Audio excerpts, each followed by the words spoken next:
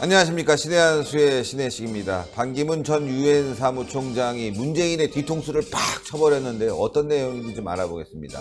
강효식 박사님 모셨습니다. 안녕하십니까. 네, 안녕하세요. 예, 반기문 유엔 사무총장이 대북 정책을 비판했는데 그 전 상황이 좀 묘해서 문재인의 네네. 뒤통수를 친 게 아니냐, 네. 이러한 논란이 있습니다. 네네. 예, 소개해 주시죠. 그러니까 지금 문재인 대통령이 미세 문제 때문에 얼마나 고민이 많습니까? 그래서 이제 고려지책으로 침묵하고 있는 그 전 유엔 사무총장 반기문 총장을 이제 끌어내서 미세먼지 해결 범국가기구의 위원장직을 제안을 했습니다.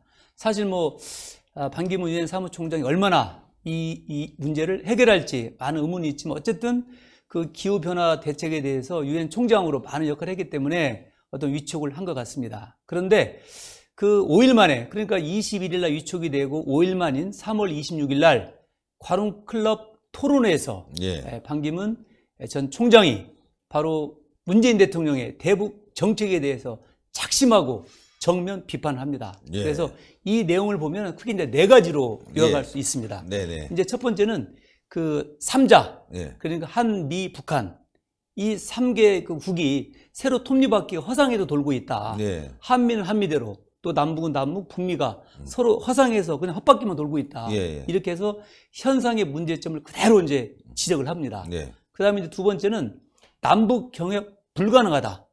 지금 사실은 문재인 대통령과 현 정부는 어떻게 합니까? 남북 경협을 그렇게 뚫어보려고 가전수단을 다 벌이지 않습니까? 그렇죠. 제대에도 불구하고 개성공단의 그 공동연락사무소도 인원도 사실은 줄여야 되는데 네. 확대를 한다든지 네네. 또 개성공단 사업 재개를 위해서 또 금강산 관광 재개를 위해서 엄청 노력을 하지만 이것은 불가능하다. 딱 일침을 가는 겁니다. 그리고 이제 사실은 여러 이제 여건들이 무조건 문재인 대통령 마이웨이하고 있다. 혼자 고하고 있다. 여기에 대한 제동을 하고 있는데 이건 좀 잘 받아들여야 되는데 그러지는 않을 것 같아요, 사실. 그렇죠. 네네. 정면에서 아주 그냥 대놓고 비판했네. 미세먼지와 관련된 자리도 하나 얻었는데. 그렇죠.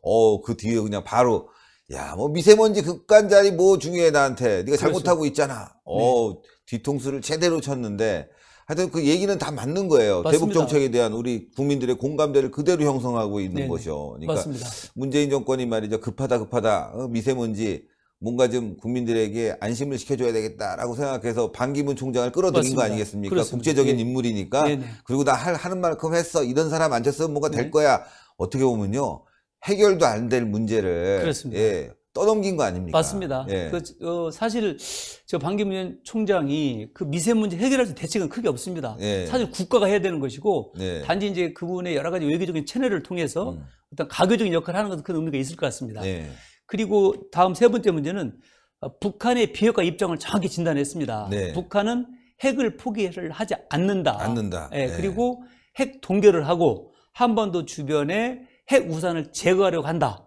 이것을 명확하게 제시를 하면서 결국 이것이 김일성, 김정일, 김정은 똑같다. 변화된 게 하나도 없다. 라고 아주 일목요연하게 지금 지적을 하고 있습니다. 그런데 현재 문재인 정부 그렇게 생각하지 않잖아요. 그렇죠. 제가 볼 때는 정세현 통일부 장관 또는 문정인, 특보 정말 어떤 측면에서 현재 우리 보수파나 미국의 볼턴 우파들 그런 분들과 전혀 다르게 지금 가고 있지 않습니까? 근데 이제 반기문 또 유엔 사무총장은 그래도 유엔 사무총장 10년 동안 하시고 바로 북한에 대해 누구보다 잘 아시는 분 아닙니까? 그래서 그런 분의 지적은 상당히 설득력이 있다. 또 그렇게 보이고요.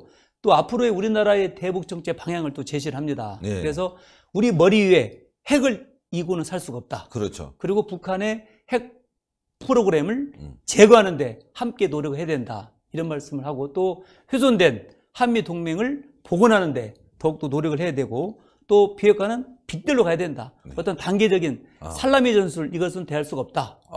그러니까 결국에는 문재인 정부에 대해서 날카롭게 지금 그렇게 문재인 정부는 단계적으로 하겠다고 그렇죠. 중재 역할을 하려고 하잖아요. 그건 아니다라고 지금 지적을 해주는 거죠. 아주 정확하게 비판을 하면서 문재인 정부 그냥 뒤통수를 아니구나. 뒤통수라기보다 그냥 정면에서 뺨따구를 때린 거죠. 그러니까 미세먼지 되지도 않고 네가 해결해야지. 내가 시진핑 만나서 어떻게 해결해 그거를. 나는 지금 유엔 사무총장도 아닌데. 야, 근데 이런 그 반기문 사무총장의 그 입장 변화는 아니죠. 사실상 네네. 이런 문재인 정권에 대한 비판, 이거는 아마 그 전에 대선 과정에 있었던 드루킹의 그렇죠. 이 조직들이 계속 반기문 사무총장을 맞습니다. 갖다가 뭐 기름장어라고 비판하고 말이죠. 여러 가지 예, 예. 보도만 나오면 뒤에서 그렇죠. 뒤통수를 친 거. 예. 이제 한번 제대로 비판을 하고 있군요. 여기에 그렇죠. 대한 어떤 억하심정? 맞습니다. 그런 게 이제 있는 것 같아요. 그리고 돌이켜보면 2017년도 1월 21일입니다. 네. 그때 아마 그 반기문 유엔 사무총장이 주가가 가장 상한가를 칠 때입니다. 예. 그래서 그때 인천공항에 얼마나 많은 사람들이 운집을 해서 또 네. 환영 이벤트를 벌이지 않습니까? 그렇죠. 예, 그리고 이제 그때 환영식을 받고 하는 이벤트죠. 그 공항 철도에서 이제 티켓팅 하는 걸 보여주지 않습니까? 예. 근데 그게 이제 구매가가 7,500원인데 그 반 총장이 10,000원짜리 2장을 이렇게 동시에 집어넣는 장면이 나와요. 근데 그걸 보고 사진 찍어서 조롱을 하고 어허. 또 이제 저 음성 꽃동네 가서 어르신들 그 죽을 먹이는 그런 봉사활동 하는데 본인이 이렇게 뭡니까 턱받이를 했다고 해서 이제 그것도 조롱을 하죠. 또 현충원에 가서 방면으로 이렇게 서명할 때 예. 쪽지를 보고 서명을 보고 또 이것도 조롱을 합니다. 그다음에 이제 그 성묘할 때 퇴주잔에 이제 음복하는 거 그런 장면도 그 계속 공격을 하는데 결국에 보니까요. 그때 1월 21일 날 올 당시만 해도 지지율이 22% 정도 됩니다. 예. 그런데 불과 한 달도 안 돼서 거의 16%로 빠지거든요. 이것은 바로 이제 드루킹의 공격 때문에 지지율이 그렇죠. 빠지는 것이죠. 그래서 전격적으로 2월 2일 날 반기문 총장이 전격 사퇴를 하게 됩니다. 그래서 아마 이제 지금이야 이제 알겠지만 그 드루킹의 공격이 얼마나 심했는지 전에도 말씀드렸지만 드루킹이 이제 2016년도 11월 9일 날 그 킹크랩 시행됐지 않습니까? 예, 예. 그 뒤에 첫 번째 공격 대상은 박근혜 탄핵. 예. 거기다 엄청난 지지를 하고 두 번째는 아까 말씀드린 대로 바로 반기문 총장. 세 번째는 안희정 경선 당시, 네 번째가 안철수입니다. 그러니까 우리 대한민국의 정치인들을 전부 다 누가 죽였습니까? 바로 이 드루킹 또 김경수 공범 일당들이 우리나라의 정치를 이렇게 왜곡시켰다는 것이죠. 그리고 예. 이런 현 정부의 그 탄생에 대해서도 앞으로 더 두고도 파헤칠 어떤 여지를 지금 남겼다 그렇게 생각을 합니다. 예. 잘해보시면 아시겠습니다. 예. 반기문 유엔 사무총장, 뭐, 지지율이 한참 올라갔었는데. 네, 맞습니다. 뭐, 대선 출마하면서 살짝 떨어지긴 했지만 말이죠. 문재인과 싸워볼만 했죠. 그런데, 그렇죠. 성묘 퇴주잔 음복 논란 점화시키고, 그 다음에 기자들에 대해 나쁜 놈 발언 논란, 요런 것들 예, 예, 갖다가 예. 집중적으로 집중적으로 이제 부각시키면서 지지율이 그렇죠. 10% 가까이 떨어지면서 맞습니다. 전격적으로 불출마하게 만들었던 네. 그런 상황이고, 네. 이게 이제 반기문 사무총장이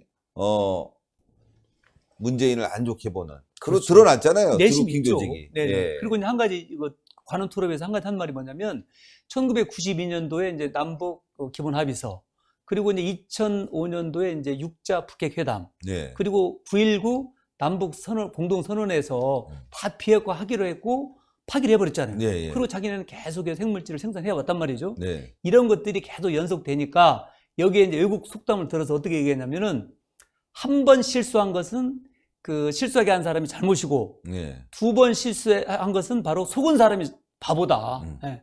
그러니까 한 번 속은 것은 이제 처음에 속인 사람이 잘못이고 두 번 속은 것은 바로 속은 사람이 잘못이다. 그것은 바보다. 예. 근데 결국에는 바보가 누굽니까? 바로 문재인 대통령이 그동안에 대북 정책하면서 한 번 속았습니까? 여러 번 속았죠. 두 번 속았나요? 계속 속았죠. 그러니까- 아니, 속은 게 아니라 알면서도 같이 간 거 아닐까요? 그러니까 이제 두 번 속은 바보인데 네. 제가 볼 때는 많은 뭐 여러 차 속았기 때문에 바보 다음에 뭐가 되겠습니까? 그런 측면에서 이제 공범. 공범. 네네. 그래서 아마 그 반기문 전 사무총장이 이번에 그 관훈 토론 통해서 정말 대북 정책을 신랄히 비판하고 결국에는 문재인 대통령을 바보라는 식의 표현을 했다는 것이 어떤 속내라고 그렇게 생각을 합니다. 예. 그리고 이제 이어서 그 이번에 그 아까 미세먼지 해결 범국가기구 조직의 설립 공동추진위원장으로 김숙 그 유엔 대사하고 예. 지난번에 그 환경부 블랙리스트로 문제를 경질된 안병옥 차관, 안병옥 차관이 여기에 공동 단장이 됐습니다. 보훈 인사네요. 보훈. 예, 그러니까 입마금명이 아닌가. 예. 바로 이제 안병옥 여기에 차관은 이제 반기문을 그렇죠. 바지사장으로 세우고. 그러니 반기문이 이거 기분 좋겠어요. 예. 예, 그러니까 이제 안병옥 차관은 지난번에 신미숙 예. 그 균형 인사 비서관이 불렀다는 거 아닙니까? 네. 그래서 왜 그 환경공단의 감사를 제대로 자리에 못 앉혔느냐. 거기에 이제 질책을 하고 그 후에 이제 경질이 됐거든요. 예, 예. 그런데 최근 인터뷰에서는 뭐라고 했냐면 내가 직접 갔다. 그리고 뭐 거기서 경고받은 것도 없다. 이렇게 말은 하는데 실질적으로 현재 상황으로 보면 안병옥 전 차관은 어떤 그 당시 블랙리스트의 문제를 입막음용으로 이 자리에 가지 않았느냐. 그렇게 생각을 합니다. 예.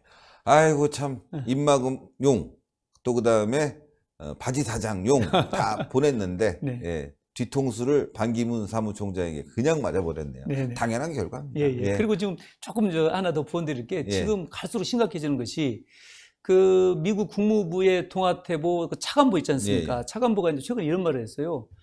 그 충분히 속았다. 이제 꾸준히 대북 제재만 있을 뿐이다. 예. 라고 강조를 했습니다. 그리고 이제 해리스 주한미 대사도 앞으로 북한의 도발 가능성에 대비해서 한미 훈련도 재개하는 가능성을 열어둬야 된다. 이런 말을 아마 현 정부가 빨리 좀 받아들였으면 하는 주문을 합니다. 예. 아유, 오늘도 좋은 방송 너무너무 감사드리고, 네. 다음 주에도 아주 네. 훌륭한 이야기로 아주 좋은 취재로 만나 뵙겠습니다. 네. 감사합니다. 그렇습니다. 예. 복골복입니다. 예, 문재인 이제 앞으로 뒤통수뿐만이 아니라 아구창 맞을 일도 많이 남아있을 것 같은데요. 여러분들, 문재인 정권 무너져가고 있다는 거 분명하지 않습니까? 자, 문재인 정권 무너져 가는데 신의 한 수가 큰 힘 되게 동그랗게 올라가는 구독 버튼 꼭 눌러주시고 추천 버튼 댓글로 많이 응원 부탁드리겠습니다. 제가 뭐 아구창이라고 얘기했지만 이건 실제로가 아니라 정치적으로 이렇게 뒤통수 맞고 한다는 거지. 우리가 어디 폭력을 쓰겠습니까? 자, 대단히 감사합니다. 감사합니다.